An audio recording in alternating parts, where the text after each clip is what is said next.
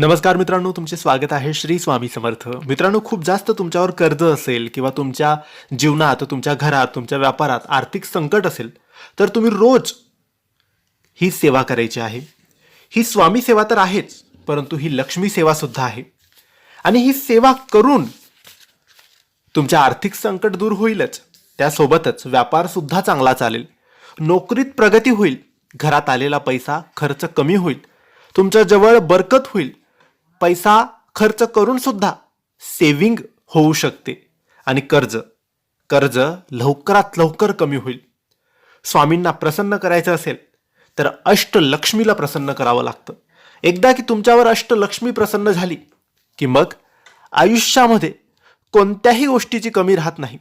मग पैसा, सुख, समृद्धी, ऐश्वर्य सगळं काही आपल्याला मिळू लागतं. म्हणून मित्रांनो, स्वामींची ही सेवा, तुम्हाला जर पैशाची समस्या असेल तर तुम्ही ही सेवा नक्की करायची आहे. मनापासून, विश्वासाने, श्रद्धेने, मनोभावाने तुम्हाला ही सेवा करायची आहे. महिला, पुरुष, शिकणारी मुलं कोणीही ही सेवा करू शकतात. घरातल्या एका सदस्याने जरी केली तरी लाभ संपूर्ण कुटुंबाला, संपूर्ण परिवाराला होतो. या सेवेमुळे घरातील दोष दूर होते, लक्ष्मी प्रसन्न होते, घरात भरभराट येते, पैसा टिकतो, खर्च कमी होतो. ही सेवा कोणत्याही गुरुवारपासून सुरू करावी.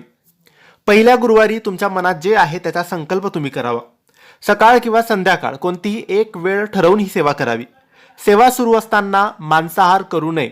कमीत कमी 21 दिवस ही सेवा तुम्ही करायची आहे. नाहीतर जोपर्यंत मनासारखे काही घडत नाही, चांगले फळ, रिझल्ट मिळत नाही, तोपर्यंत ही सेवा सुरू ठेवावी. देवघरात कुबेर यंत्र आणि श्रीयंत्र स्थापन करावे. याने बरकत व्हायला मदत होते आणि मग ही सेवा सुरू करावी. सेवा मनोभावाने आणि विश्वासाने करावी. आता या सेवेमध्ये तुम्हाला काही गोष्टी करायच्या आहेत.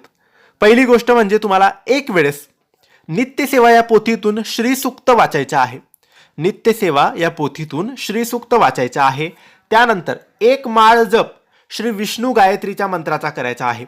ओम नारायणाय विद्महे वासुदेवाय धीमहि तन्नो विष्णू प्रचोदयात. ओम नारायणाय विद्महे वासुदेवाय धीमहि तन्नो विष्णू प्रचोदयात या मंत्राचा जप एक माळ.